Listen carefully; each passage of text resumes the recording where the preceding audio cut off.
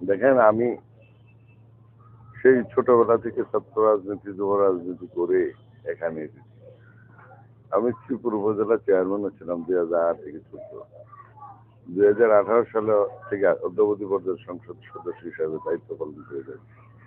আমি একদিনের জন্য আমি অন্য কোনো জায়গায় থাকিনি। আমি আমার এই শ্রীপুরে গাজীপুরের মানুষের সাথে ছিলাম। আমি মনে করি যে আমি এই যে ঘুরে বেড়াচ্ছি, আমার প্রত্যেকটা মানুষ আমার আপনজন, প্রত্যেকটা মানুষ আমাকে নিজের আপনজন মনে করে একটু ব্যাপক গণজোয়ারের সৃষ্টি হয়েছে। এই গণজোয়ার ইনশাল্লাহ আগামী দিনে আজকে স্বতন্ত্র প্রার্থী হিসাবে ট্রাক মার্কাপতি দিতেই হবে, আমি বিশ্বাস করি। ইতিমধ্যেই আমাদের কয়েকটা নির্বাচনী পথসভা ছিল, বিশেষ করে মাওনা ইউনিয়নে কয়েকটা পথসভা ছিল। সেই পথগুলো যে প্যান্ডেল গুলো ছিল, 5টা প্যান্ডেল ভেঙে চেয়ার টেয়ার ভেঙে হচ্ছে। বিভিন্ন জায়গায় আমাদের নেতা কর্মী যারা আছে হুমকি দেওয়া হচ্ছে। এমনকি জনগণকে বলা হচ্ছে ভোট কেন্দ্রে না যাওয়ার জন্য। সনাতন ধর্মাবলম্বী সনাতন ধর্মাবলম্বী তাদেরকে বলা হচ্ছে যে ভোট কেন্দ্রে না যাওয়ার জন্য। এইরকম হুমকির মধ্যে থেকেই আমরা কাজ করে যাচ্ছি। চাপ মানে কি, আমরা যতগুলো সমস্যার সম্মুখীন হয়েছি, আমরা নির্বাচন কমিশন প্লাস আইন শৃঙ্খলা বাহিনীকে আমরা জানিয়েছি।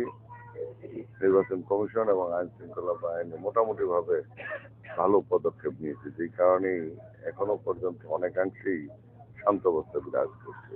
কিন্তু তারপরও আমি কমিশনকে অনুরোধ করবো, আইন শৃঙ্খলা বাহিনীকে অনুরোধ করবো, আপনাদের জনগণকে আশ্বস্ত করতে হবে যে আগামী জাতীয় সংসদ নির্বাচন যেটা হচ্ছে 7 তারিখের নির্বাচনটা অবাধ, নিরপেক্ষ, সুষ্ঠু নির্বাচন হবে। মানুষ ভোট দিবে, সেই ভোটটা যেন মানুষ বুঝে নিতে পারে, এটা নিশ্চিত করতে হবে। তাহলেই জনগণ স্বতঃস্ফূর্তভাবে নির্বাচন। হ্যাঁ, একদম স্পষ্ট বক্তব্য আমার যে এই গাজীপুর 3 আসনে কোনো জাতীয় ইস্যু কাজ হবে না, স্থানীয় কিছু ইস্যু আছে। যেরকম বিগত 5 বছর আগেই শ্রীপুর ছিল আর কি সন্ত্রাসের জনপদ, ভূমিদস্যুদের দৌরাত্ম, চাঁদাবাজদের দাপট। আমি বিগত 5 বছরে ভূমিদস্যু নিবৃত্ত করেছি, চাঁদাবাজি বন্ধ করেছি, এমনকি সন্ত্রাসকেও আমরা নির্মূল করেছি। ওদের মানুষ শান্তি পাচ্ছে। আগামী দিনে যে নির্বাচন হবে সেই নির্বাচনের শান্তির পক্ষে ট্রাক মার্কা প্রতিযোগিতা ভোট দিয়েছে।